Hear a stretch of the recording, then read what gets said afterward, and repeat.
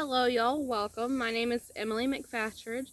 So today I'm here to tell y'all my postpartum hemorrhage, my hysterectomy, and my labor and delivery story. So also I had endometriosis.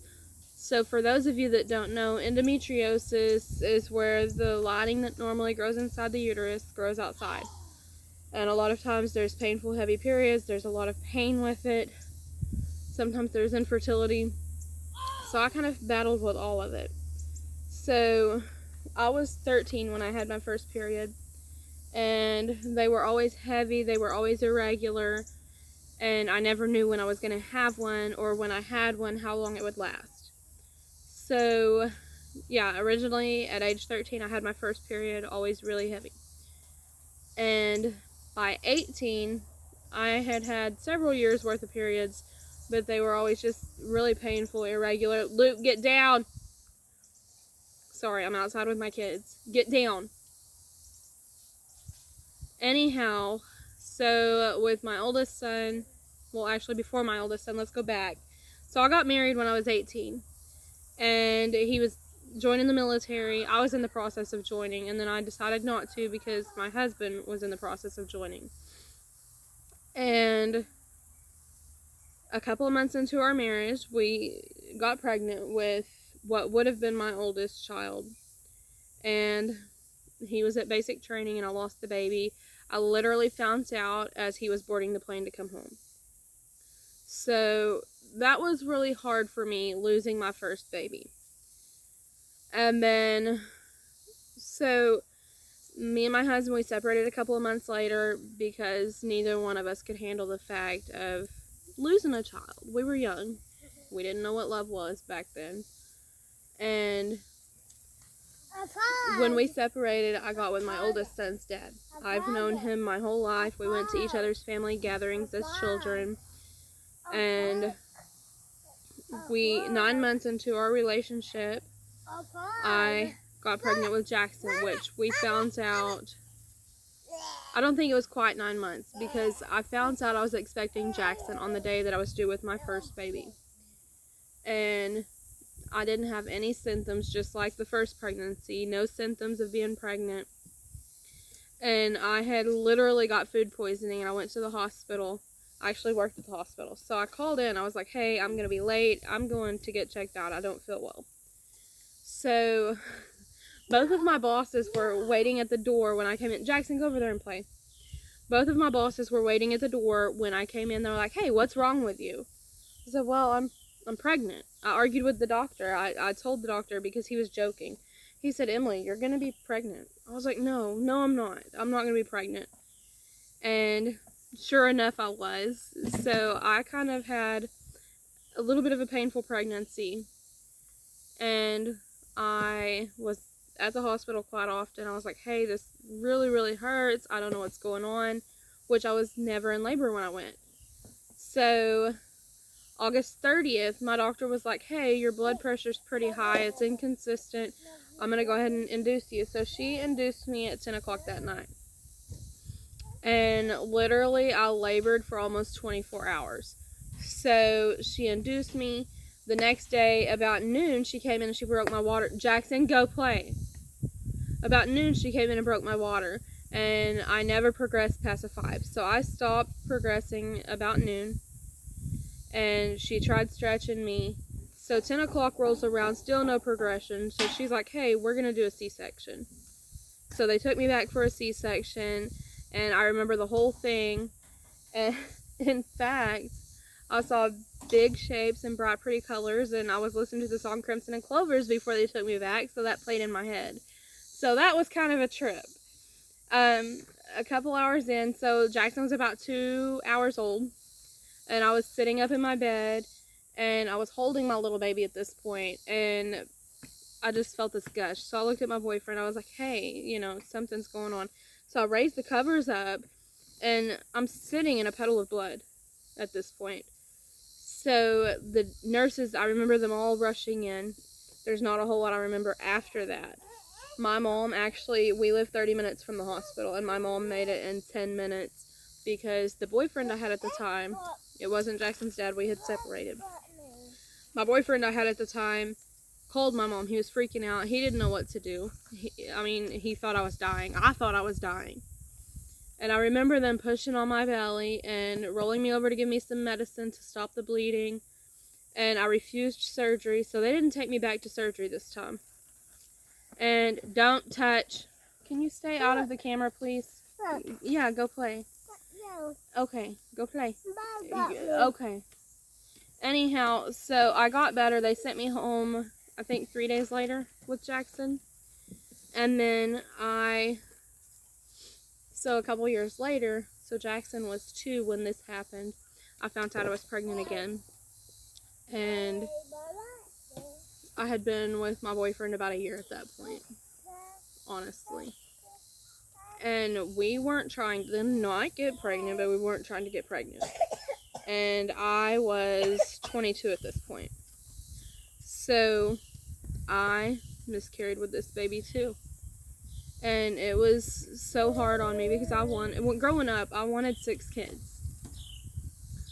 And after losing that baby, I didn't really feel like I did the first time because I'd been through it already once. And after we separated and I moved back home, I wasn't really looking for a relationship, and I met my youngest son's dad.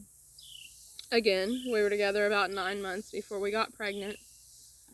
And I had went, honestly, the whole 9 months without a period. His best friend was like, hey man, he said, she's not having a period, something's wrong there. And I had been told at that point I wouldn't have any kids because they didn't know why I kept losing them. There was just all kinds of questions. And with my youngest son, my pregnancy was really, really hard on me. And with him, I was really thankful that I was able to carry. I was scared to death at that point because I had been through loss twice. Oh, I'm drinking the Alani cherry slush. They're pretty good. So I had been through loss twice. Please go play and quit cussing. Go play. Sorry, guys. And for the whole 9 months, like, I hurt. My blood pressure was staying high. I didn't know what was going on at this point. My doctor told me, she's like, hey, since you've had a hemorrhage before, she's like, there's a slight chance it could happen again. So, and she also gave me a chance to do a VBAC or a repeat cesarean. We kind of weighed the risks, and for us, we decided the repeat cesarean was the route we wanted to go. And so he was born March 9th. March 8th, she put me in the hospital. She had admitted me several times for my blood pressure. So she admitted me again on March 8th. She was like, hey, we're going to induce you in the morning because at this point it's getting too dangerous for baby. So at 8 o'clock on March 9th, 8 a.m., they took me back for a cesarean. They started prepping me. And I went in, hold on, take your car somewhere else. Now, I went in with the mindset that I was going to hemorrhage again because I knew there was a chance and I didn't want to be disappointed. So she took me back, she did the cesarean, and I knew it was taking longer. And every time she would go to pull Luke out, he would jerk his head away. So physically, I could feel her. She was reaching inside me, and she was trying to turn him because she had to pull him out feet first because he wouldn't come out head first. And her fingernail had kind of scratched his eye a little bit, so he got his first shiner as he was being born. Bye, Mom. Bye, baby. And at this point, we had been back in surgery for a while. And I remember thinking, hey, something's going on. This is taking way too long. So I knew I was hemorrhaging before they told me what was going on. And I was like, hey, guys, I feel really sick. And everything started spinning. I just didn't feel well. So instead of taking me to recovery, they ended up taking me back to labor and delivery. And I had to stay there for 24 hours because I wouldn't stop bleeding. They didn't take me back to surgery for a hysterectomy at that point. They gave me Cytotec to stop and make me contract and hopefully push all the blood out. So I remember with the Cytotec, with every contraction, I hate to say this, but I would poop with every contraction. And I kept apologizing. I was like, hey guys, I'm sorry. Because it takes a shot at your pride, having someone else take care of you when you're used to doing it by yourself. So, for 24 hours, they had me back in labor and delivery. And I remember when they finally took me to postpartum, I was up and walking not even 2 hours later. So it really surprised them that I was up that quick. But I knew that I wanted to move around, because if I didn't, I was going to be there longer. I knew what to expect. And poor Toby, he went through it with me. He stayed right by my side the whole time. He was really supportive, and I couldn't have asked for a better person to be by my side for this. So, we decided, hey, you know, because of me hemorrhaging a second time, that we probably shouldn't try for another baby, because at this point we already had 3 kids, because he had a son from his previous marriage. We had Jackson, and then, well, I had Jackson, and then we had Luke together. Mommy. So we opted for a tubal ligation, and we went in to do my tubal ligation, and she couldn't do it because there was so much scar tissue and damage from the endometriosis that was already done throughout the years. So she totally was unable to tie my tubes. And I talked to Toby, and the next step for me, I felt like being smart, Jackson, stop and go play, would be to get a hysterectomy. So I talked to Toby about it. I prayed a lot, because I knew that deep down in my heart I wanted more children. And we opted to get the hysterectomy. This was probably the best decision I could have ever made. I was 25 at the time, and so I had Luke in March. I think it was June before we tried doing the tubal ligation. So by December, I had the hysterectomy. And the hardest part of the hysterectomy for me was after surgery. No. He had his car coming towards me. Was after surgery, there was air bubbles that I just couldn't get out of my chest, and it hurt bad. But that's really the hardest part about it. I stayed, I think, 24 hours. And I took a puzzle book, I did several crosswords, and since my hysterectomy, I've had such an easy time.